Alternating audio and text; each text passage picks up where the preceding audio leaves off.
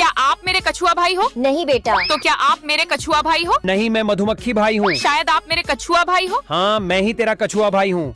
क्या आप मेरे मधुमक्खी भाई हो? बेटा मैं तो मछली दादी हूँ। तो क्या आप मेरे मधुमक्खी भाई हो? हाँ, मैं ही तेरा मधुमक्खी भाई हूँ।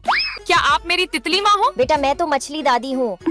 तो क्या आप मेरी तितली माँ हो? नहीं, मैं तो रोबोट भाई हूँ। शायद आप मेरी तितली माँ हो। हाँ मैं ही तेरी तितली माँ हूँ। अरे वाह, मुझे भी मेरी मछली दादी मिल गई और मुझे भी मेरा रोबोट भाई